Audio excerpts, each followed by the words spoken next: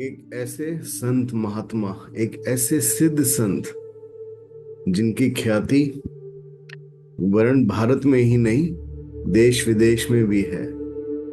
एक ऐसे सिद्ध आत्मा, एक ऐसे सिद्ध पुरुष जिसको कहते हैं कि वो मुसलमानों के भी हैं, हिंदुओं के भी हैं, और आज भी बहुत से लोग इसी एक छटाकशी के अंदर रहते हैं कि वो कौन थे। किंतु वास्तविकता क्या थी उनकी, और वास्तविकता क्या है, इंसान ये भूल गया है कि आत्मा का कोई रिलीजन नहीं होता। आज हम बात करेंगे शिरडी साईं बाबा के ऊपर। सबसे पहले गुरु पूजा। गुरु ब्रह्मा गुरु विष्णु गुरु देवो महेश्वरा, गुरुरेव परम ब्रह्म तस्मै श्री गुरुवे नमः। सभी साईं भक्तों को ओम साईं राम। स्वागत है आपका आपके चैनल बीइंग ब्लेस्ड में। मैं हिमांशु, आपका योग मुद्रा और मेडिटेशन टीचर, स्वागत करता हूँ। चैनल को सब्सक्राइब नहीं किया, प्लीज सब्सक्राइब दिस चैनल, बहुत अच्छी वीडियोस हैं। तो शिरडी साईं बाबा, हर जगह मंदिर है शिरडी साईं बाबा के। लाखों करोड़ों लोग हर साल शिरडी जाते हैं। थर्सडे को शिरडी साईं बाबा के मंदिर जाते हैं, फ्लावर चढ़ाते हैं, चादर चढ़ाते हैं। लेकिन कितना जानते हैं उनको, कितना मानते हैं, और कितना अपनाते हैं, ये तीन बातें हैं: जानना, मानना और अपनाना। अपनाना बहुत बड़ी बात है अपने आप के अंदर। हम अपने गुरु को, अपने ईष्ट को जानना शब्द अभी गहराई में नहीं जा रहा, क्योंकि जानना, जो जान गया वो तर गया। बात करेंगे एक नॉलेज के बारे में कि एक सिद्ध पुरुष हैं या देवी देवता हैं, उनके बारे में क्या जानते हैं हम। और जान के, जब जान लिया उनके बारे में, उनको अपनाया कितना, अपने क्लोज कितना लेकर के आए। ये उस हर व्यक्ति के लिए है जो भी साईं बाबा को पूछता है, मानता है, समझता है, ठीक है, कि आपने साईं को अपनाया कितना, कितना क्लोजली अपनाया, और क्लोजली अपनाने के बाद जीवन के अंदर कितना ढाला। सबसे क्लोज क्या है जानते हैं? इस देह का, इस देह का सबसे क्लोज है, जिसके बिना हम एक क्षण भी नहीं रह सकते, वो है हमारी श्वास, हमारी सांसें, हमारी प्राणवायु शक्ति। तो क्या आपने उस साईं को इतना करीब से अपने अंदर ढाल लिया? आप अपने जीवन के उन एक्सपीरियंसेस और उन इंसिडेंट्स, उन एक्शंस को एक बार रिवाइंड करिएगा। जब आपने उनके आदर्श के विपरीत कोई बात कही हो, किसी से किसी का हृदय दुखाया हो, ऑफिस के अंदर पॉलिटिक्स करी हो, किसी को नौकरी से निकालने के लिए, बिजनेस के अंदर चीटिंग्स करी हो, बहुत ज्यादा लालच कर दिया हो, और फिर भी अगर आप शिरडी साईं बाबा के मंदिर जाते हैं, तो आप सिर्फ एक व्यापार कर रहे हैं, एक बिजनेस कर रहे हैं। This proves that you do not have the bhakti bhav in your heart. You are just doing a business. कि बाबा, मैं फ्लावर चढ़ा रहा हूं, मैं 50 लोगों को खाना खिला रहा हूं, बदले में मुझको ये दे दो। This is 100% core business। और परमात्मा से बिजनेस नहीं चलता, परमात्मा के साथ बिजनेस नहीं होता। हाँ, परमात्मा आदान प्रदान जरूर करता है, आपसे आपकी बुरी चीजें लेगा, हर लेगा, और बदले में आपको प्रेम, भक्ति की शिक्षा देगा। डेफिनेटली संसार में रहने के लिए, आगे बढ़ने के लिए परमात्मा उतनी योग्यता भी प्रदान करता है, अवसर देता है बार बार। ऐसा नहीं कि ऐसे कर दिया और चीजें स्टार्ट हो गई, नो। वो योग्यता प्रदान करने के लिए अवसर, अपॉर्चुनिटीज देता है कि look, I have given you so many opportunities to upgrade your skills, to upgrade your education, ठीक है, but you have not listen all those things. तुमने उन सब चीजों को नहीं सुना, नहीं समझा। Now you miss the opportunity, now don't blame on me. तो चलिए बात करते हैं उन्हीं साईं बाबा से रिलेटेड कितना जानते हैं। कोई नहीं जानता कि साईं बाबा हिंदू थे, मुसलमान थे। और क्यों जाने? हिंदू मुसलमान मतलब आप ये लगा लो कि ये ऐसे शब्द हैं जो इंसान के द्वारा ही बनाए गए हैं, ठीक है। अब प्लीज कमेंट्स के अंदर ये मत लिखना कि no Himanshu ji, you are not Hindu, you are anti Hindu. No, Hinduism, Hindu शब्द क्या किसी वेद और पुराण के अंदर आपको कहीं देखने को मिला? अगर पढ़े हो तो कहीं भी देख लो। सनातन शब्द अवश्य है, क्योंकि सनातन, पुरातन, सनातनी ही है हम। सनातन काल से, पुरातन काल से हमारी परंपरा चली आ रही है।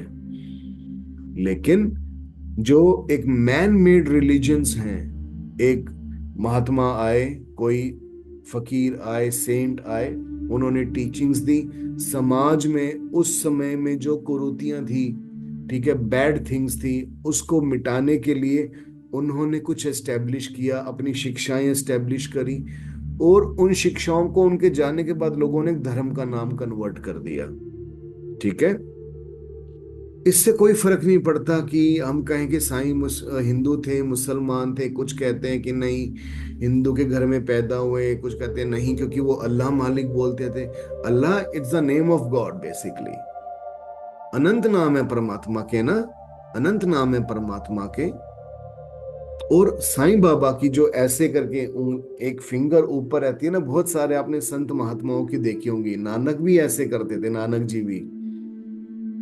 दिस रिप्रेजेंट्स, क्या रिप्रेजेंट करता है कि look, the God is one, ठीक है। अब ये जो सूर्य आप देख रहे हैं, सूर्य, तो God is one. Surya Prakash सदा एक है, प्रकाश सब तरफ फैला है। और उसी प्रकाश का, उसी परम पुरुष का प्रकाश लेके ऐसे अवतारी पुरुष हमारे बीच में आते हैं। नानक, साईं, स्वामी रामकृष्ण परमहंस, बुद्धा, अलग अलग। अब इन लोगों को ये डिफाइन करना, ये हिंदू, ये सिख, ये मुसलमान, ये ईसाई, आत्मा का कोई रिलीजन नहीं होता, कोई रिलीजन नहीं होता आत्मा का। ये हम ही लोगों ने बनाया है। और साईं बाबा ने खुद कितनी बार कहा है कि ईश्वर एक है। तो जब ईश्वर एक है तो उसकी बात को मानो ना। क्यों नहीं मानते उस ईश्वर की बात को? कहते हैं कि शिरडी के साईं बाबा 2 टाइम शिरडी पे आए। एक जब वो अपनी किशोरावस्था में थे, 15-16 साल के, तब कुछ समय वहां शिरडी में रहे, मेडिटेट किया, और कुछ समय के बाद चले गए वहां से। और जब एक युवावस्था के अंदर आए, तब वो हमेशा हमेशा के लिए शिरडी के होकर के रह गए। तो कहते हैं कि शिरडी में जब वो आए थे, उन्होंने कुछ मंदिर को बोला कि मुझे यहाँ पे रहने के लिए जगह चाहिए। कुछ बहुत से लोगों ने वहां पे मना कर दिया, लोकल पंडित्स लोगों ने, कि नहीं यहाँ पे आप कैसे रह सकते हो, आप तो मुसलमान हो। क्योंकि उन्होंने सुन लिया होगा कि अल्लाह मालिक। लेकिन तो मस्जिद में जब वो रहे, तो मस्जिद बेसिकली वो खाली थी, खाली मस्जिद थी, पुरानी टूटी फूटी। तो वहां पे जाके रहे, वहां पे किसी ने, कोई था नहीं, तो वहां पे जाके रहना स्टार्ट कर दिया उन्होंने। तो बहुत से लोगों ने ये समझ लिया कि ये मुसलमान है। लेकिन एक और बहुत अच्छे प्रीस्ट थे, महलसापति। जब उनके वहां पे गए तो डिवाइन विल, दैवीय इच्छा से उनके मुंह से निकला, आओ साईं। अब ये जो आओ साईं है, साईं शब्द जो है, साईं का अर्थ ऐसा नहीं कि सिर्फ शिरडी के साईं बाबा से रिलेटेड है। एक्चुअलिटी के अंदर जो साईं परमात्मा का भी नाम है, शिव का भी नाम है। तो साईं का अर्थ ही होता है एक ऐसी परम सत्ता जो सर्वत्र व्याप्त है, जो इस पंच तत्व के अंदर, इस पूरे ब्रह्मांड के अंदर व्याप्त है, वो है साईं। उसको साईं कहा जाता है, ठीक है। तो अब इससे ये प्रूव नहीं होता कि शिरडी साईं बाबा मुस्लिम थे, हिंदू थे। उन्होंने अपना पूरा काम मानवता की सेवा के लिए किया। पूरा काम, अपना जीवन मानवता की सेवा के लिए लगा दिया, और बहुत ही सुंदर शिक्षाएं दी उन्होंने कि shraddha and saburi, that means have complete faith on God, on your guru. ठीक है, हैव कंप्लीट फेथ, पूरा समर्पण रखो, विश्वास रखो अपने गुरु के ऊपर।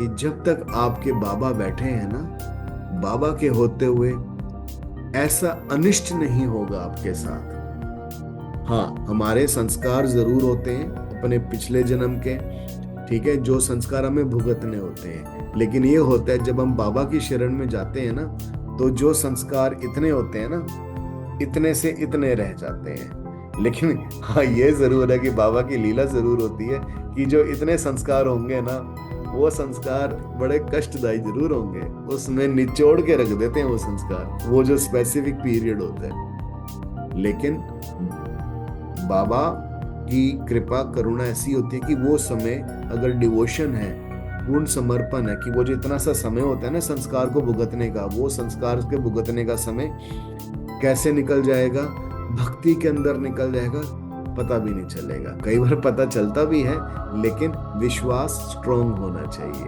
ठीक है, तो इस समय बाबा के ऊपर पूर्ण विश्वास प्रत्येक एक भक्त को होना चाहिए। कंप्लीट सरेंडर, जो भी कुछ है गुरु को समर्पित करो, अपने बाबा को समर्पित करो।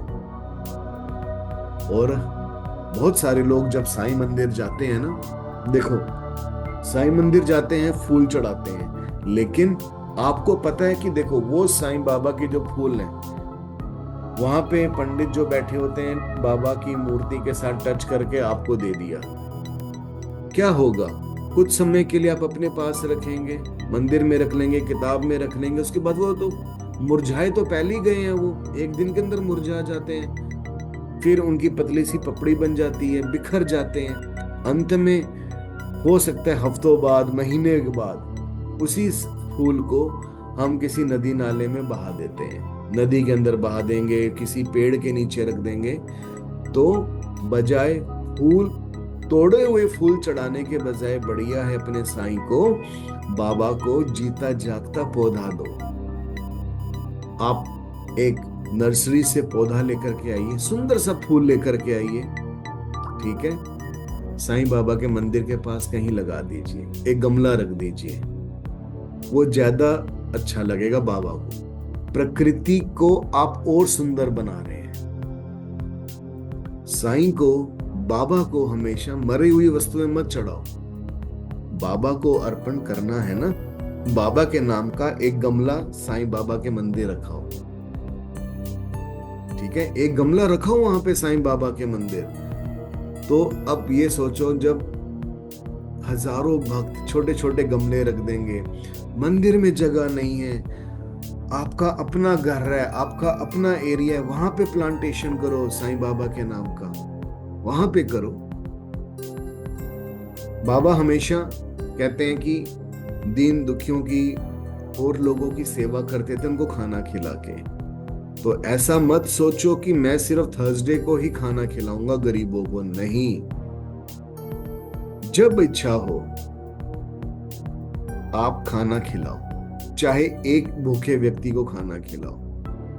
और उससे भी इंपॉर्टेंट है, अगर आपने बाबा की वो पढ़ी होगी, स्टोरीज की बुक पढ़ी होगी, ठीक है, कि वहां पे जो श्यामा था वो स्कूल चलाते थे, श्यामा जी, ठीक है, तो एजुकेट,